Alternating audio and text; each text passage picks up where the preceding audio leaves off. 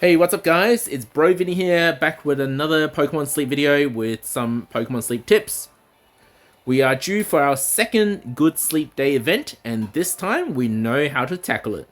And I'm here to give you the tips. Unlike the first time we encountered Good Sleep Day, there were a lot of uncertainties and there were some things that weren't fully communicated, so there was a bit of trial and error from the player's part. Our second Good Sleep Day is going to happen on Thursday, so next Thursday, 28th of September. It will run for 3 days, just like the first event, until Saturday. And unlike the first time we did this, now we know for sure the trigger point for a good sleep bonus is when you start tracking sleep. It's not when if you track sleep from an earlier point before the event has started and it rolled into the event, that sleep data does not count for Good Sleep Day bonuses. So what that means is next Thursday, now just because you sleep from Wednesday night into the Thursday morning, that session on Wednesday night does not count. And these were the bonuses from last time. I expect them to be very similar, if not the same, this time. Your drowsy power will go 1.5 times on the Thursday. It will go even higher on the second day, so Friday. So ignore these dates over here because this is for the last event. So on Friday, and then on Saturday, 1.5 times drowsy power. EXP that helpers gain, so you really want to use the Pokemon that you want to level up during this event. Times 2, times 3, and times 2 on the 3 days. And some bonus sleep points for participating. And we do know now that the growth incense will stack, so it will multiply with the extra EXP you gain from the Good Sleep Day event. So if you stack that multiplier with the second day, you're going to get a times 6 effect. So very good time to use a growth incense on the second day. So your first sleep session on the Friday. For those of you who only sleep once a day and it's at night time that you sleep, then that would be the Friday night. For those of you who have night shifts, you just got to be careful that anytime you start tracking sleep after 4 a.m. of that day is counted as the first session of that day. So for example, 4 a.m. of the Friday, if you start tracking any time after that, that is when you're going to get a bonus for that day. So for this multiplier, for night shift people, so people who maybe sleep during the daytime, this multiplier, if you track sleep from 5 a.m., 6 a.m., 7 a.m., any time that's after 4 a.m., that first session will be the one that gets a multiplier, and not your second session. I've also made a comprehensive chart for my when to use Incense chart video. So you can actually find this chart on my Discord under sleep topics, and if you can't find it in this list, all you have to do, because there's so many different topics we've talked about, you just go press the search button and you go Incense, just type Incense and you'll find the chart there for your convenience. And here I will also explain when is it a good time to use each of the incenses, and you'll see that anything that mentions GSD is Good Sleep Day. The number that follows is which day. So Good Sleep Day 2, so second day. Good Sleep Day 3 is the third day. And just like the developers suggested, Growth Incense is one of the best times to use it during Good Sleep Day, second day, when the multiplier is highest. You can also add in one of these other incenses, which are also good for during Good Sleep Day event. If not, you can just do it any Sunday night when your drowsy power is going to be highest. So that is Focus Incense, Friend Incense, or Luck Incense. Now, I will also tell you guys, it is a very good time to use your good camp ticket. And I've got a tip for you guys on how to maximally use it so that you can get 8 hungry Pokemon, not just 7, for your 7 days worth of one good camp ticket. But while we're on this chart here, I'm just going to explain that there's 2 incenses where it's good to run concurrently with Good Camp Ticket.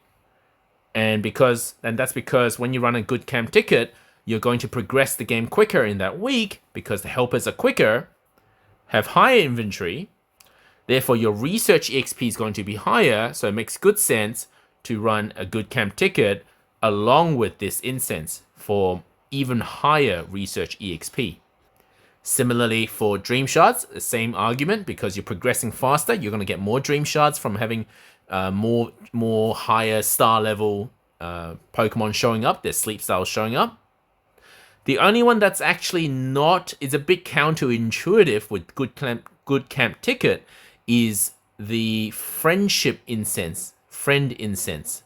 That's because, and I recommend that you don't use a good camp, don't use the friend incense with the good camp ticket. And it's because you're already guaranteed a hungry Pokemon. Yes, you're going to be guaranteed another one.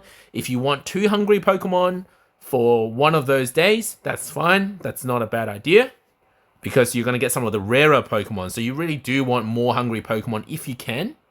The only reason why I didn't recommend it is because for generally free-to-play players who are short on biscuits, you want to be multiplying with the hungry status, either your bonus biscuit or your great biscuit. It's really wasteful to be multiplying a Poke Biscuit. It's as simple as 3 times 3 is 9, 1 times 3 is 3, so there's a difference of 6. You get 6 more friendship points if you use a great biscuit or a bonus biscuit. But how many, if you're only given 1 bonus biscuit every day, and you don't have another great biscuit, ready to go, and you have 2 hungry Pokemon, you're going to be feeding a Poke Biscuit to a hungry Pokemon, which is a little bit wasteful. But if you choose to use it during the good sleep day, look, it's not a bad idea still. So it's still recommended to use it, because that's when your drowsy power is going to be highest. And as promised, a little life hack for Goods Camp Ticket. Now, I'm going to assume that you guys already know what Good Camp Ticket does, so if not, just click the camp and it will tell you. I also went through it in another video. And thank you to one of my Discord members, Hero Bunnymon, for doing the research on this. So what we've found is that when Hero Bunny activated the Good Camp Ticket on the 27th of August on the Sunday night at 10:32 p.m., and he got his 7 hungry Pokemon all up until the next Sunday. But on the final day, which is a Sunday, he then started sleep tracking at 10:30 p.m. You notice it's 2 minutes before the time he started a week ago. So the Good Camp Ticket was still running with a few minutes left. What they've actually done is they've started tracking, and the game considers that sleep study, that sleep tracking, as part of the Good Camp Ticket. Which means when Bunnymon woke up on the Monday morning, Bunnymon once again got another hungry Pokemon in his list. So in one Good Camp Ticket, you could get up to 8, I don't have enough fingers, 8, 5 plus 3, 8 Pokemon that get hungry status from the Good Camp Ticket itself. So I do recommend you guys do this. So just make sure that the time you start tracking, and preferably on the Sunday night, so that your entire week is boosted by the Good Camp Ticket, is going to be a little bit later than the time you start tracking the next Sunday. So that when you do track again the next Sunday, you're still just within the Good Camp Ticket. Ideally, this number, of course, should not be more than 90 minutes before your target sleep time, because you still want, your stamp card rewards, you still want your other rewards. So this has to be relatively close to what your normal targeted sleep time is. You just got to make sure you track sleep for your next Sunday before this time hits. So the time of your first Sunday when you triggered the ticket. I know I repeated myself a few times there, but I just want to make sure you guys understood the concept. If anyone has a better way to word it, let me know in the comments below. I didn't think this through before I made the video, so I've worded it in a convoluted way. But hopefully you guys got the point. And just another thing to note is that we often say the Good Camp Ticket is just for 7 days, but it counts by hours. It doesn't count by days. And it literally says that in the ticket itself. runs for 168 hours, which is equivalent of 7 days.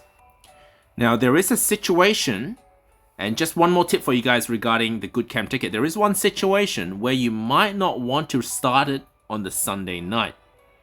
If, like me, you're on Cyan Beach and you're pretty much reaching a very high master level already.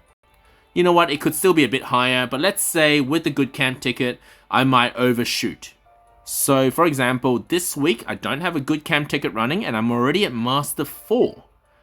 And even though we can go up to Master 20, there is actually nothing there.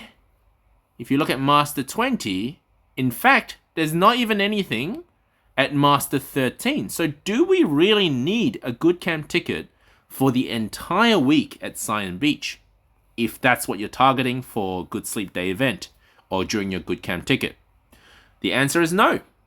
You could actually try and split your ticket into 2 weeks. So you might want to activate on the Wednesday or the Thursday when the actual drowsy power is increased for the Good Sleep Day event, and have it run over 2 weeks, and so that both weeks will benefit and get you to Master 13 twice as opposed to trying to reach Master 20 once. And if you're after a more beautiful graphic representation of that, we've got you covered. Under our quick guides in our Discord, I've now posted a translated version of somebody who made these charts in Japanese, the Pokemon that spawn and at which tier.